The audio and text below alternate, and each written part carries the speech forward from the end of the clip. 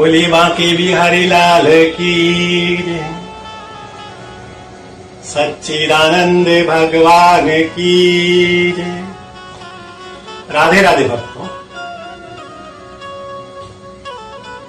जब अक्रूर जी ने कृष्ण और बलदेव को रथ में बिठाकर जैसे ही मथुरा पहुंचे, कृष्ण ने अक्रूर जी को कहा कि आप महल जाइए, हम अपने सखाओं के साथ में मथुरा नगर का भ्रमण कर रहे हैं। हमने सुना है कि मथुरा बड़ा ही वैभवशाली नगर है। अब जैसे ही मथुरा वासियों को पता चला कि कृष्ण अपने सखाओं के साथ में मथुरा में आए हैं और मथुरा की गलियों के अंदर घूम रहे हैं, तो जितने भी मथुरा वासी थे अपने अपने घर के अंदर से बाहर आ गए और कृष्ण की छवि को देखने के लिए भागने लगे। जब कृष्ण की सुंदर छवि को जब देखा तो आनंदित हो गए। ऐसा लगा जैसे कि उन्होंने संसार का सबसे परम सुख प्राप्त कर लिया। सभी मथुरावासी जब कृष्ण को आते हुए देख रहे थे, वहीं एक नई नई विवाह की हुई एक स्त्री, एक बहू अपना घूंघट खोलकर भगवान को देख रही थी। तभी उसकी सास ने कहा, अरे बहू भाई बावरी, लाज न आवे तो मुख खोली बाहर खड़ी, नाम धरिए कोई। अरे बहू, तुम इस मुख खोलकर ऐसे इतने मथुरा वासियों के सामने खड़ी हो, मेरे घर की लाज को तुम उड़ा दोगी। तब वो बहू कहती है, कछु दोष नहीं सासू जी, नाम न धरिए कोई, नन नंदन को छोड़ के कौन निरके है मोय। अरे आज तो मथुरा के अंदर जब कृष्ण गलियों के अंदर से गुजर रहे हैं, जितने भी मथुरा वासी है उन सबकी नजर उस कृष्ण की ओर है। ऐसा कौन अभागा होगा जो कि मुझे आज देखेगा। आज सबकी नजरें उधर ही हैं, कोई मेरी ओर नहीं देख रहा है, इसलिए अपने घर का नाम बदनाम नहीं होगा। इस प्रकार से भगवान कृष्ण जिस गली से गुजरते, मथुरावासी उनको देखते रहते, उनकी नजरें हटती नहीं। जब तक कि वो कृष्ण उनकी आंखों से ओझल नहीं होते, तब तक उनकी नजरें उनकी ओर टिकी रहती। बोलिए बांके बिहारी लाल की। जब गलियों से गुजर रहे थे तो कृष्ण के एक सखा ने कहा, हम वृंदावन से मथुरा आए हैं और देखो हमारे गांव के जैसे वस्त्र पहने हुए, लोग हमारे ऊपर हंसेंगे। कोई राजा महाराजा जैसे सुंदर सुंदर वस्त्र हो जाए तो आनंद आ जाए। कृष्ण ने कहा, अच्छा अभी व्यवस्था कर लेते हैं, चलो धोबी घाट। भगवान कृष्ण, बलराम और उनके सखाएं धोबी घाट पर गए। वहां देखा कि सुंदर सुंदर राजा के वस्त्र पड़े थे। उनको जैसे ही लेकर जाने लगे तो धोबी उसको रोक दिया और डांटने लगा, अरे गांव के ग्वालों, गांव के गवारों, ये किसके वस्त्र लेके जा रहे हो, तुमको मालूम है? ये मथुरा के राजा कंस के वस्त्र है। इनको हाथ भी लगाया और कंस को मालूम चला तो तुझको मृत्यु दंड दे देंगे, इसलिए यहां से इसको छोड़कर यहां से भाग जाओ। जब धोबी ने ऐसा कहा तो कृष्ण को बड़ा ही क्रोध आया और उनकी कनपटी पर ऐसा जोर से प्रहार किया कि वो चक्कर खाकर नीचे गिर गया और वहीं उसकी मृत्यु हो गई। बोली मां के बिहारी लाल की।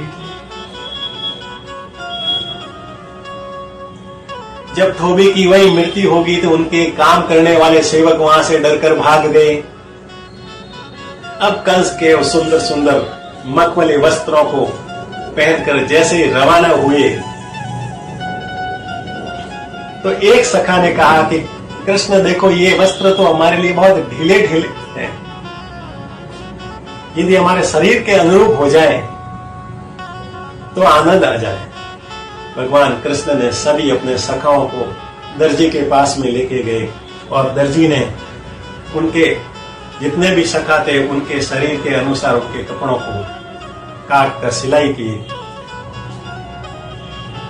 अब सखाओं ने कहा कि अब वस्त्र ऐसे लग रहे हैं जैसे कि हम किसी राजा राज्य के राजकुमार हो।